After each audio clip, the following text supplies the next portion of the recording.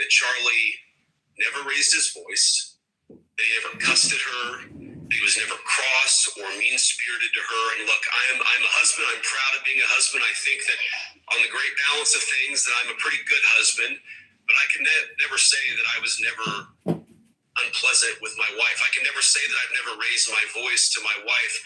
Like most husbands, even the good ones, were sometimes imperfect. And I took from that moment that I needed to be a better husband and I needed to be a better father.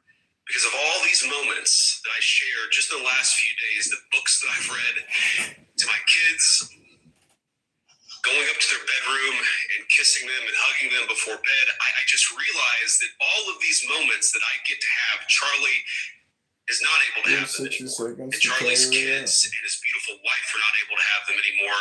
And maybe the best way that I can contribute and the best way that I can honor my dear friend is to be the best husband that I can be, to be the kind of husband to my wife that he was to his. We talked all the time about the most important thing you could do is not vote for a particular candidate. It was to become, if you were a young man, a husband and a father. He talked about the joy that came from fatherhood, the joy that came from raising a family and being part of their growth and their development and all the incredible things that happen when you get to be a husband and father. And that is the way that I'm going to honor my friend, is to be the very best at that most important job that I can be. But that's the way that I'm going to honor Charlie. And there's going to be a lot of discussion over the next 2 hours of this radio program about what exactly that looks like. It's important, and Erica asked me this, to make sure that his movement, the movement that Charlie started, has to keep going. We have to build upon it. We have to add to it. We have to make sure that the next generation of young people feels confident and courageous to speak their mind and to speak the truth. We're going to talk about that. We're going to talk about why do we do this? Of course, we do this so that we can enact good public policy and take back our country. We're going to talk with senior officials of the administration about what we're trying to do to honor Charlie's legacy in that way. Of course, we have to make sure that the killer is brought to justice. And importantly, we have to talk about this incredibly destructive movement of left-wing extremism that has grown up over the last few years, and I believe is part of the reason why Charlie was killed by an assassin's bullet. We're going to talk about how to dismantle that. Nobody interrupt. We're going to do 60 seconds of Tanya. Spread a little light into this dark world. Go ahead. Okay, here we go. Can you hear me? John. Can you hear me? Can you hear me?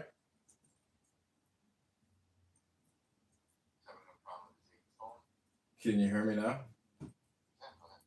Okay, this is your 60 seconds of Tanya.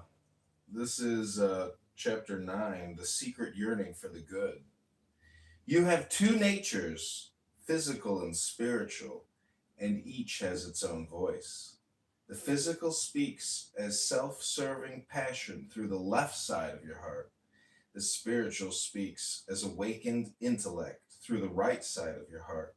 As it is written, the heart of the wise is on the right.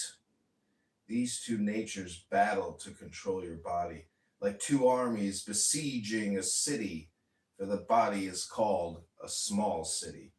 While the physical resists the spiritual embraces the physical, as it is written, and you shall love Yahweh your God with all your heart, the left and the right.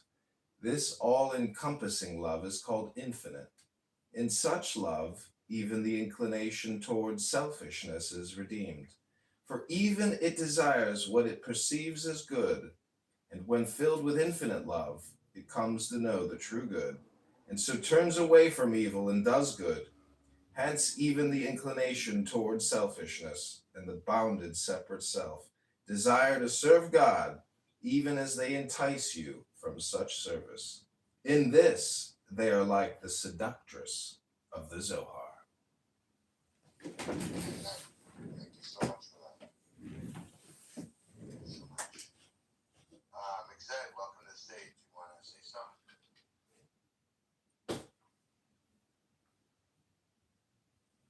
Okay, Matt. Oh, no, Exed, go ahead. I was just saying, no, just got Perfect. Mac, mic's on you, bro.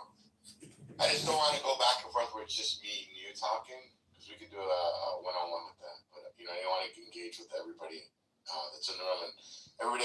of opinion. Everybody has a right to speak on the mic in my room for like 60 seconds. And then allow other people to speak, you know what I mean? So I just don't want us to get caught up in we're going back and forth, and it becomes boring for everybody else. I want everybody to be involved and engaged. And like we just let up John and to do 60 seconds of Tanya, I think it's important that we all spread a little bit of light everywhere we go today, each and every day. Open the door selflessly. Don't look for a pat on the back, man. Do it for the goodness of, because you wanted to do it. Do selfless acts, and Hashem will bless you in abundantly. And for those who don't know, that Hashem's God, but will bless you if you do. You know, the best thing I ever see is when I see donations and the plaques on the walls, and it says unidentified person or whatever. They just don't identify themselves on the donation. I mean, I'm so proud of that person. I'm like, good for you. Hey, We need more and more of that in this world. BB, I heard McZed say once that the reason why we see, society falling down is because the moral education isn't there. The moral understanding and comprehension isn't in the society. So McZed, I mean, you think that's the primary reason why we see people, cheering Charlie Kirk's death, calling him a racist and a sexist, could care less that he was murdered? Yeah, I think that's part of it. Cheering on someone's death does show like a gap in the training of murder being bad. But we already have school shootings. Someone tried to kill the president. We're currently engaged in multiple wars.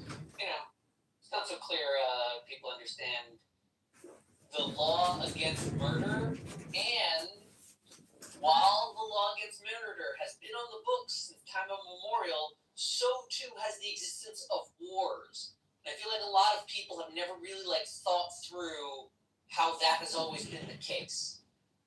And they just don't know what the difference is between murders and wars. Well, why don't you educate us and tell us what is the difference between murders and wars? That's a good question. Murders are the result of a legal code within a community that has a shared language. They communicate with each other. They're humans, and they're mortal, all of them. So they make certain rules. Murder, right up there with number one on those rule charts. They usually put in some other ones like theft. They have various ideas on property. Usually hitting each other, again, pretty universal. But they develop and it becomes like a rule system. But war is not about the agreed consensus of a communal order amongst cousins. War is the interaction between these units, these different legal regimes. When different legal regimes have control over this peace and security of their citizenry, and that necessarily disavows the peace and security of non-citizens. That's not their concern. And they have a primary concern to take care of their citizens. As a result, those interests, let's say, conflict with other states that have similar interests in trying to protect their citizenry. That's what war is. And what war is, more than murder is bad, war is the lack of law. It's literally taking the youngest people of a community and sending them to go steal, kill, and destroy for the good of their society. Not at all like murder. War is a dangerous, poetic, artistic, human expression of the breakdown of a legal system. Right? That's why it can be a civil war, a revolutionary war, but it's not the same as a murder. Murder has the pretense of civilization behind it. Order, normalcy, propaganda about moral relevance. War is not that. War is when you take whatever you can.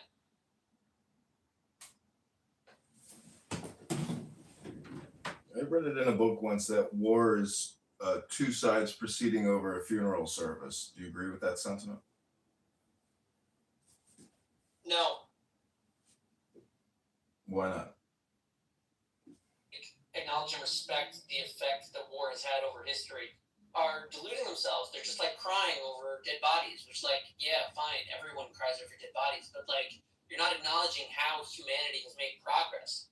I'm not saying wars are like good for society, but they are not foolish engagements. These are complicated affairs that involve numerous different generations of people for their own reasons volunteering to engage in these political actions.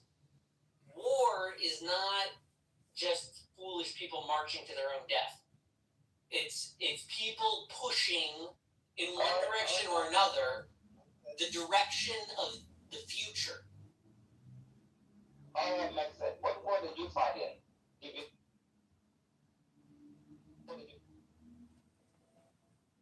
This house, you don't know. That's how I mean. Hey, Achek, I got a follow-up question from Mixed. So Mixed, Go ahead, ask him what war you fought in. So be like, check out.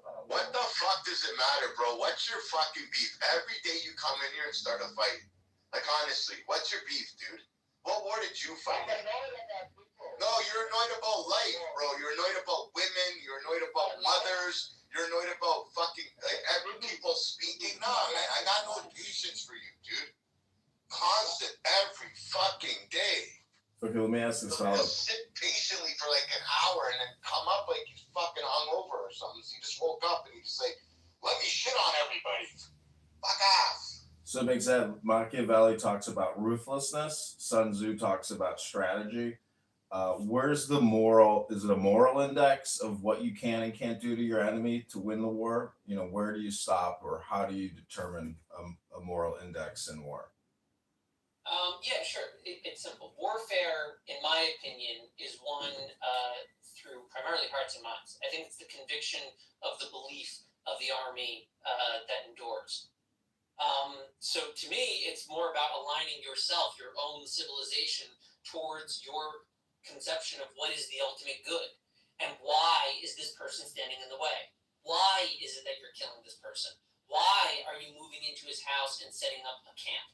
Why are you taking land and setting up barracks? What good is this for you in the world? If you don't inculcate that in your soldiers, you're setting them up for a life of tragedy and horror.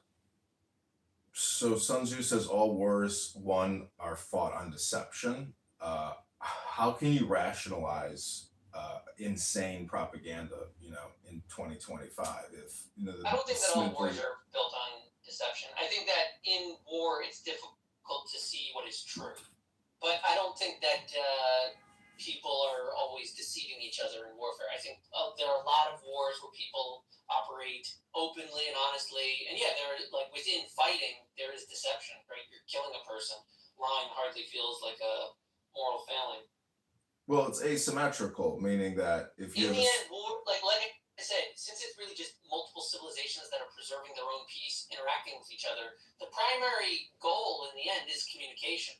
It's some kind of a dialogue and a concession, a surrender, a development, a revolution, some kind of a change. It's just a primitive means of communication with a more primitive component of human civilization, i.e. the civilization. Humans might be able to communicate with each other slowly and capably, but because of our complex systems and technologies, we're not yet effective enough at communicating with each other in large numbers. Yeah, I find pointing back to the law is the quickest way to resolve conflict, surprisingly.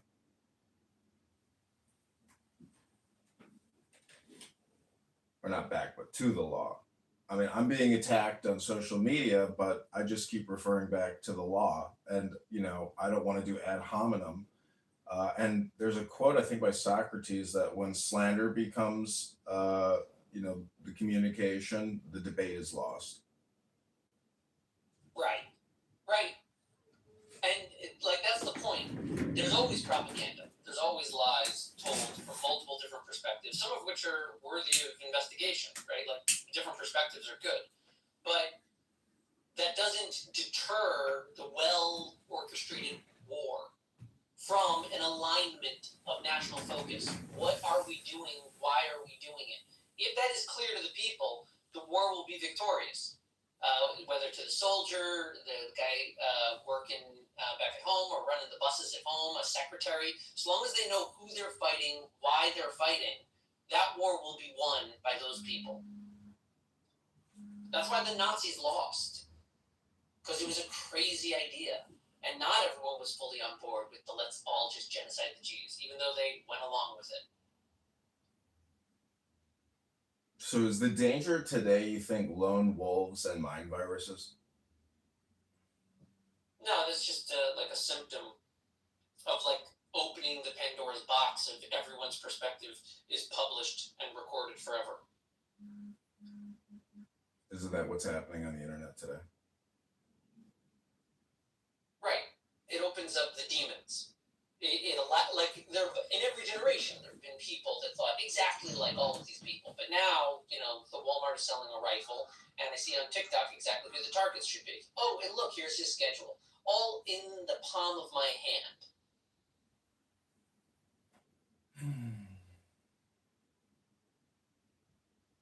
So, I mean, do you think it's capping Pandora's box, concealing Pandora's box? Listen, if you really wanted to put a cap on Pandora's box, you'd end the free speech regime of America and say, we don't want to hear crazy, outlandish views. We don't want the Nazis to march in Skokie, Illinois, right? We want to focus on the good ideas, the ones that we've all agreed to, like, let's say, our laws or constitutions. We can focus on those published ideas.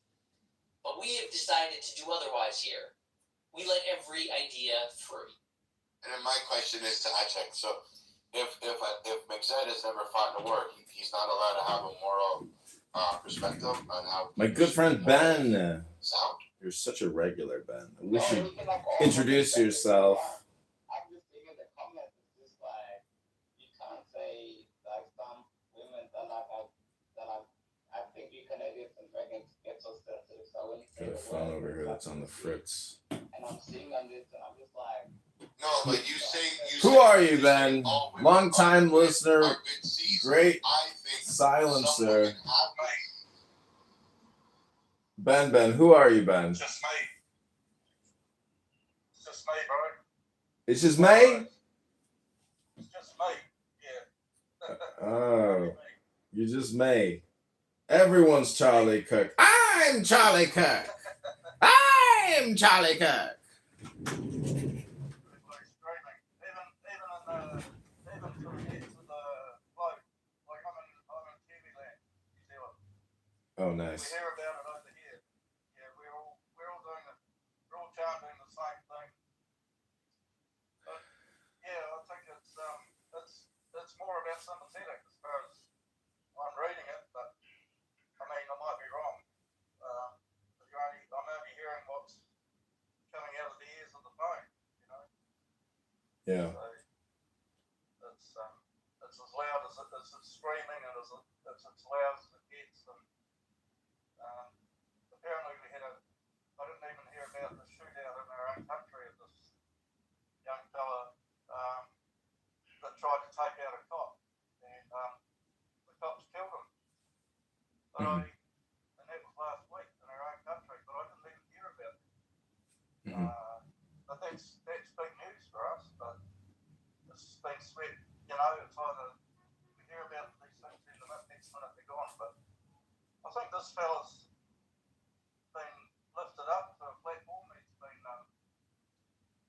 his own Jesus, Yeah, I was thinking about that yesterday. It's, you know what? I think that's actually like a mythological motif that we humans just keep playing over and over again. And so I don't think you can actually escape it, because I think it's like embedded in the programming almost. Yeah, most definitely. I mean, you've been following this more than anybody else. I love diving in with you, and I love your reach out and the way you punch it out, and you're on. I don't know.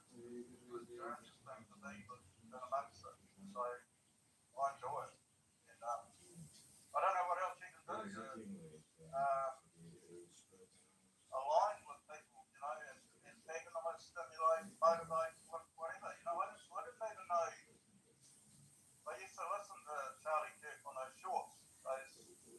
shorts and that, and I sort of give up, and you know, in 10 seconds. I had no idea what he was talking about, but obviously he seemed to know what he was talking about, and I guess he had a bit of knowledge about the understanding of, you know, the angle of persuasion and encouraging people to talk, and that's great. And I think it's sad for the kids, but I think because he had the youth together, so I saw that he had a lot in it. They created a system. It never had for a long time. I've never seen that, but I never used to understand what the hell his narrative was, or you know, his take or his angle anyway. But now that he's gone, it's like he had some angle, you know.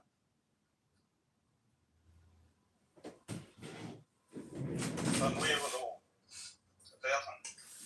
I'm just going to work, so I'll probably cut out at some point.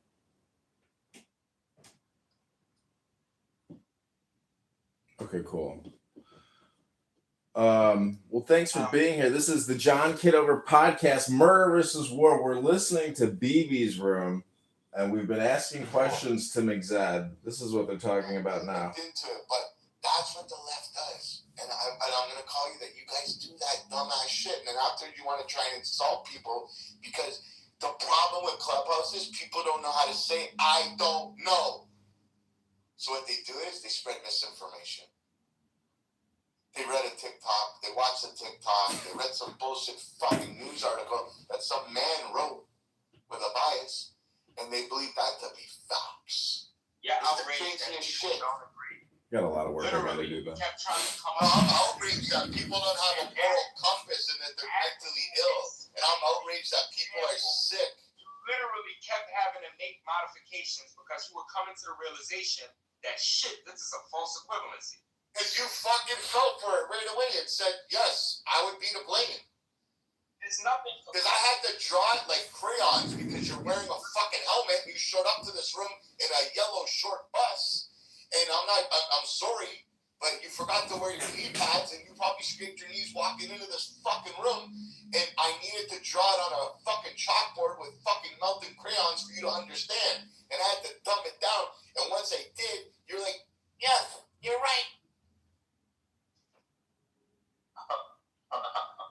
Right, that's how I stand. It's all right. That makes sense. You needed that help. It was just me and you. I don't need help, homeboy. I don't need help. That's the difference between me and you. But the problem is you go on rants for 20 fucking minutes and you get lost in your own bullshit. That's scary for me. It's like, if you don't have to doc yourself, but if you can tell me what area you are in the world, I'll find the kids helpline. You can call them and you can talk to them. They can probably help you out better than this room. hey, Mackendall, can I ask you a question, Mackendall? Yeah, thanks for coming. Put on those knee pads, buddy. I hear you. Just like your rabbi. There we go. Thanks for coming. I mean, you know. You don't need shit. You need, like, buddy, land your plane. Just not the side of a building, you fucking coward. With the circumcisions, you know. Yeah, with They don't give me the pads for that. Yeah. They don't give me pads for that. Well, it is a beautiful Monday morning still, ladies and gentlemen. Welcome back to Safe for Jews and Israel, debunking all Palestinian lies and propaganda once and for all. This room will culminate your clubhouse education. After this room, I doubt there will be any more questions, any more concerns, and all of your issues and opinions will be completely resolved. You will learn the truth here today, ladies and gentlemen.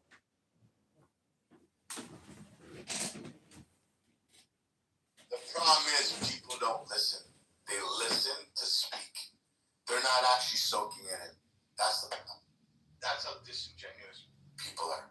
They're not actually. I don't know what is up with these They're mics waiting today. for you to shut the fuck up so they can speak their bullshit. They don't give a fuck what you have to say.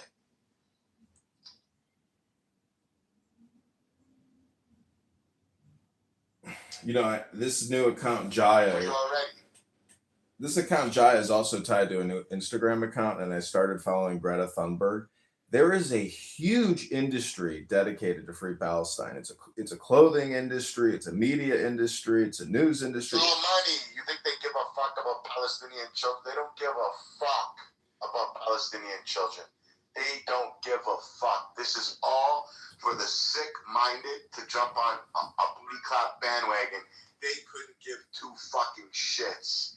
If they really cared, why aren't they advocating to release the hostages? Listen, the smartest thing, whatever happened would be if, okay, let's release the hostages, let's not arm Hamas. If Israel drops one bomb after that, then it's a huge fucking problem. But what are you afraid of? What are you afraid of? What I'm trying to say about the Free Palestine movement is it's not just a movement; it is a platform. So the algorithm is some people are just completely in a Free Palestine tunnel vacuum. And there's no getting out because it's all coming to them from their cell phone real time from the ocean as Greta sails the seas and keeps taking selfies in the sun. They are emotionally tied to the journey. So it's all spam and they just keep recycling it. So that's part of, in my opinion, this situation because it's all self-feeding. It's like a snake eating its own tail, and they'll never be able to escape it unless they actually just toss their, cell phone in the ocean and get a new profile because it's all tied into your cell phone and mainstream media and social media and connecting with your brain. And people are just, in a way, they're almost lifeless because they're technically just completely absorbed by their algorithms that keep feeding them their reality. I'd like to call a moment of silence for Matt's dignity. BB just fucking destroyed him. And he walked into it acting like he had nothing to learn. And I could tell the palpable moment when he recognized that he actually was agreeing with BB and he was actually learning something. And only then did he flip and go back to his old tiresome bullshit arguments that now had no relevance because BB had fucking flattened them, just like those buildings in Gaza.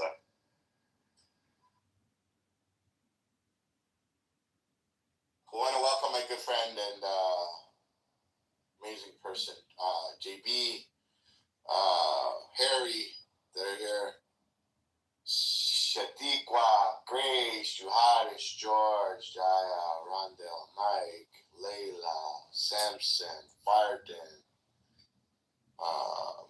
Yeah, you're all welcome to come on up and speak. But it was the funniest shit, man. I had to use fucking crayons to paint out a story for him. And it was too easy. It's just the weirdest shit. The weirdest shit that they are that easily manipulated. You know what I mean? And the number one, listen, I'll tell you the number one problem with Jews today. It's either fucking weak Jews. It's scared pussy Jews that put us in the most fucking dangerous position. Because they talk shit. Because they don't know what they're talking about. And like I said earlier, it's a problem that people just don't say, I don't know. I don't know. It's okay to say, I don't know. Hi, George. Not well versed on that. Explain it to me. Hi, George. Well, they're living in lies. They're not looking for truth. They're looking to propagate their lies. Nah, people want to get cuddled and they want to be elites and they want to be elites and they want to be the gatekeepers of the community and they know what's good and basically the Jews that are doing the dirty work, you're like basically the sand ninjas of Judaism, and a lot of Jews are being used and treated like shit and then they'll go and cuddle and then they'll sit in other rooms with fucking dirt bags and then they'll sit there and act like this is your almighty fucking Jew. And they're giving power to the enemy inadvertently. Again, I do not appreciate and you have like people like, Buttercup that run around this app. the attacks or slander.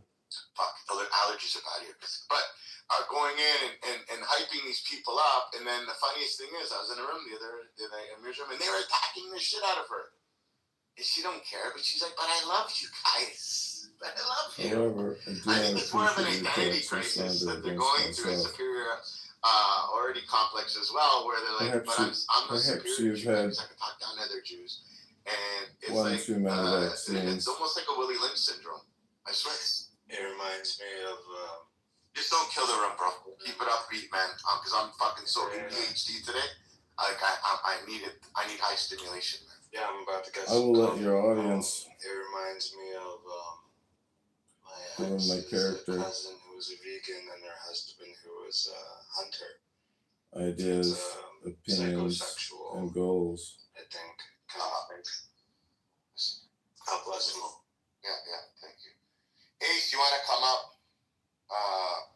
Mac, honestly, bro, I couldn't waste any more time with you, man. Like, I proved my point. You fell for it. It wasn't that I was trying to trick you. I was trying to dumb it down so you can understand it. And you did.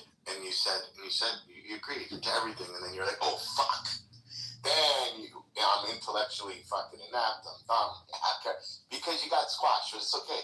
Listen, I agree that everybody should go around their house and squash all the insects and termites. Like, you know what I mean? If you got cockroaches in your house, you should squash them. You should clean your house. And I think people, this is the problem with the world today. Everybody's looking at the grass is greener than the other side. Yes, motherfucker, it is. You know why? Because you're not watering your own fucking grass. Charity starts at home. Love starts at home. Protect your kids. Raise your kids properly. Give them morals. If you got to give them tough love, don't be that pussy parent. Give them that tough love so you can have your most prized investment, which are your children, to be blooming, and they can flower into something amazing that you've taught them. You know what I mean? People think I'm crazy. I teach my little daughters dominoes. Hey, baby? Yeah, go ahead. I'm sorry, I'm driving, so I just want to jump in while I can. Bro, you're spot on with the elitist motherfuckers on this app. Excuse my language, ladies. Right? That think that they're going to determine what we should and shouldn't say. And I'm talking about our community specifically. I'm over it. Right? Then they play dumb when you call them out. And here's what I think, BB. It's just my opinion, obviously. That we need to put headshots on these people and call them out. Stop tap dancing. See, they play on the fact that we're forgiving people. But, you can only shove shit down somebody's throat until you say the full. Like, I'll tell you right now, Rohan's a piece of shit. Right? I don't give a fuck what anybody says.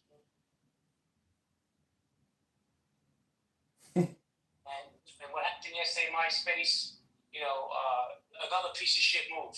But still, baby, people always expose themselves to who they really are. Don't sit there and sing Kumbaya with you. Just give it a little time, though. Because you give it a little fucking time, they're going to expose themselves. Thank you, baby. Absolutely. And 100%, I totally back exactly what you're saying. And I always give credit, and I hate it, but fucking Harry, he fights you all the time. He's like, baby, they're pieces of shit. He calls on like, Harry, you're too fucking hard on them. What are you doing? Stop, man. You're ruining the stage. He's like, fuck you. And and I always have to go back and say, Harry, you're right. I apologize. How the fuck did you know? It's the funniest shit. Now I just sit back because he's right. He smells it.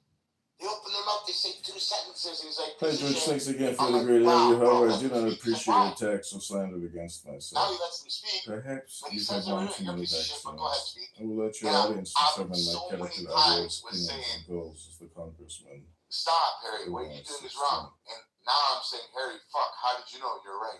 You're right. You're right. And I give him his flowers, man. And what happened yesterday in JB's room was completely wrong.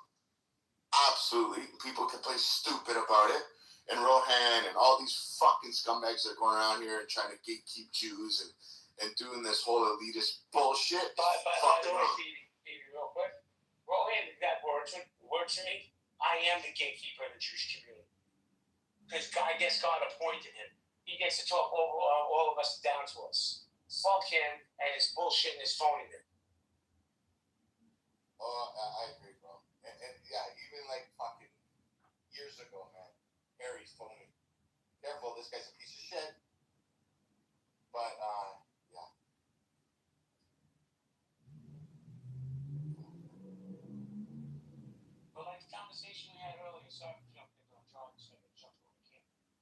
conversation you and I had earlier offline. I say it again. Sincerely, I believe there'll be another October 7th somewhere in the future, and these fucking elitist assholes won't be the ones that'll be the first ones to stand up and help people. They'll talk about it, but they won't. So, you ain't got a fucking single thing for the Jewish community on this app, and I'm pretty sure in real life he wants to be the fucking gatekeeper, right? So that if you want a boring ass time, go listen to Rogan. Hey, JB, this is Jaya, aka John Kitover, and you're my #1 donor. I'm not trying to upset you in any way.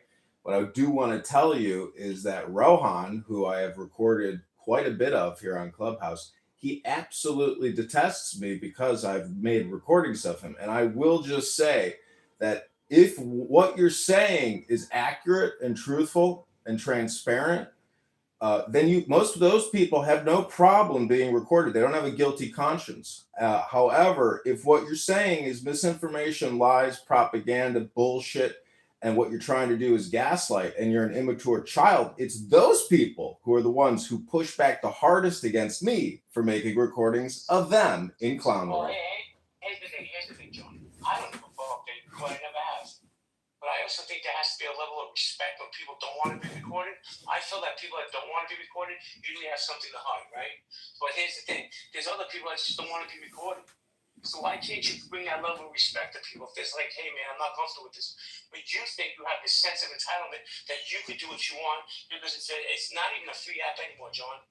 Why don't you just respect people?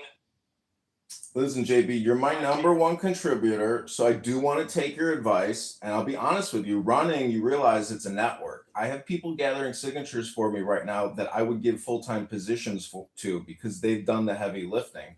So I respect you. You're part of my network. I hope to be a part of your network. And any warnings or heatings in the moment, I will take note and I'll do what you ask me to do or consider what you ask me to do. Is that respectful enough for you? And I appreciate that, but here's the deal. Last night when you were in my room, recording my room, I know you did because you were live streaming it, and people came out and said that we do not want to be recorded. You still did it, and then you played a buzzing sound when they played the music. So when I say, hey, John, can you not record this room, please? No, because I'm not. I say what I say, I believe. I back up what I say. I'm not one of these fucking shills that hide in the fucking shadows.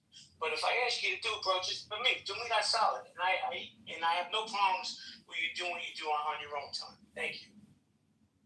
Sounds good. I will respect that, and I hear you. And I will just say that buzzing sound was me doing the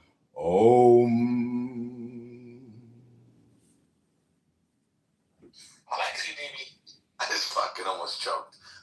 Wait, John, did you just say that you would respect that and not record? Yeah, JB's my #1 campaign contributor. Until somebody else steps up, I'm taking his advice. Wow, that's That's awesome. amazing. I love that. Because the answer to that question not too long ago was an unequivocal no.